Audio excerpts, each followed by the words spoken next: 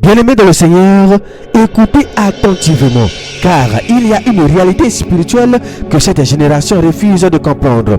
On peut cacher le péché pour un moment donné, mais on ne peut pas l'enterrer devant Dieu. Un homme peut tromper une assemblée, un homme peut tromper sa femme, un homme peut tromper son entourage, un homme peut tromper les réseaux sociaux avec une belle apparence. Mais il y a quelqu'un qu'on ne peut pas tromper, c'est Dieu. Et voilà pourquoi aujourd'hui beaucoup sont choqués quand les scandales éclatent. Ils disent: oh, je n'aurais jamais cru que c'est cet homme de Dieu. Mais le ciel n'est pas surpris, bien-aimé. Dieu n'a jamais été surpris. Dieu a vu depuis longtemps. Dieu a entendu depuis longtemps. Et le jour vient où Dieu arrête de couvrir l'impureté. Et je le dis clairement, quand Dieu commence à exposer la saleté des bergers impurs, ce n'est pas parce qu'il aime l'humiliation. Ce n'est pas parce qu'il prend plaisir au scandale. Non, Dieu expose pour réveiller son peuple. Dieu expose pour que les brebis fuient le danger. Dieu expose pour que l'Église cesse de suivre aveuglément.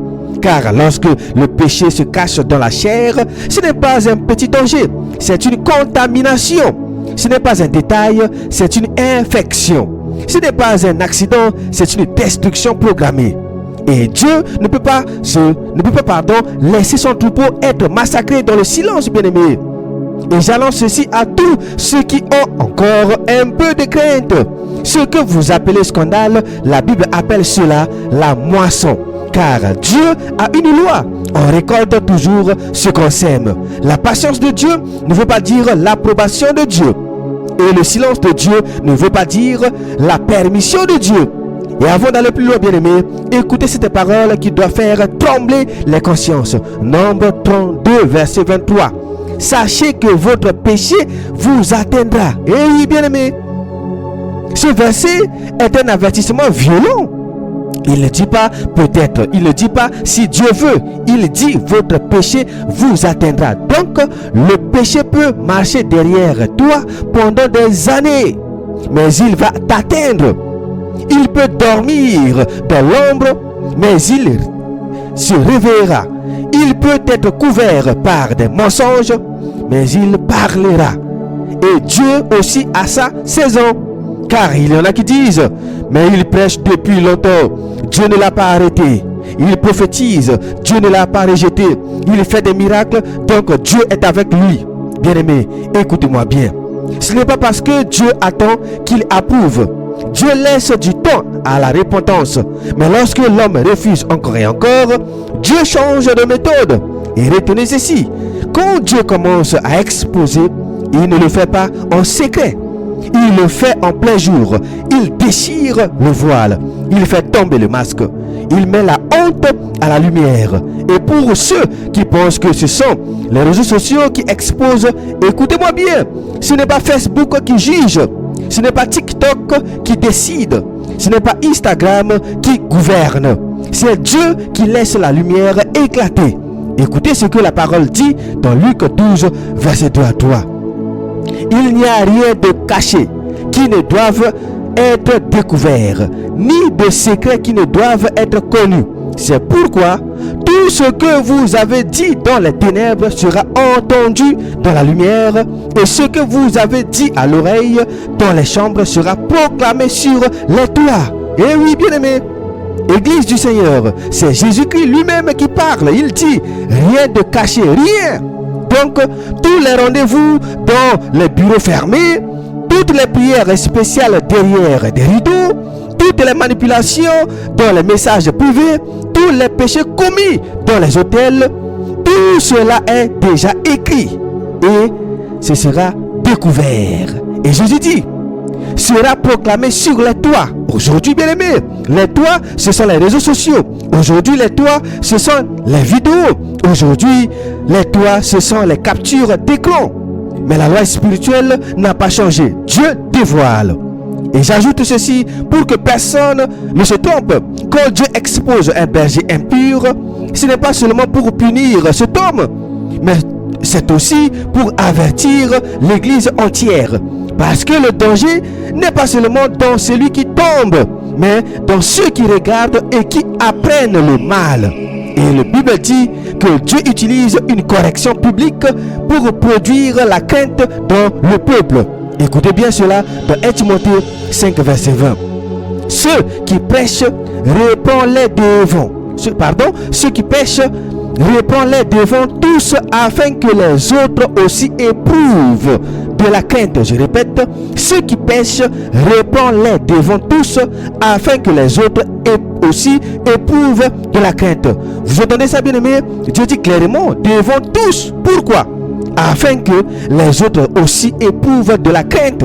Donc, quand Dieu déchire le voile, ce n'est pas du divertissement. Non, bien-aimé, c'est un signal d'alarme. Frères et sœurs, il y a un temps où Dieu avertit en privé. Il parle au cœur, il répond, il corrige, il donne des occasions. Mais quand l'homme méprise la correction, Dieu passe à l'étape suivante, l'exposition. C'est ce qu'on voit aujourd'hui, bien-aimé, l'exposition totale. Et beaucoup ne comprennent pas. Ils disent, pourquoi Dieu a permis que cela sorte? Parce que Dieu veut sauver les brebis. Car un berger impur ne détruit pas seulement sa vie, il détruit des âmes. Il attire des jeunes dans le péché. Il banalise l'impudicité. Il normalise l'adultère. Il transforme la grâce en excuse. Et il affaiblit la foi des petits. Alors Dieu se lève. Et j'insiste, quand Dieu expose, ce n'est pas pour que nous insultions, non.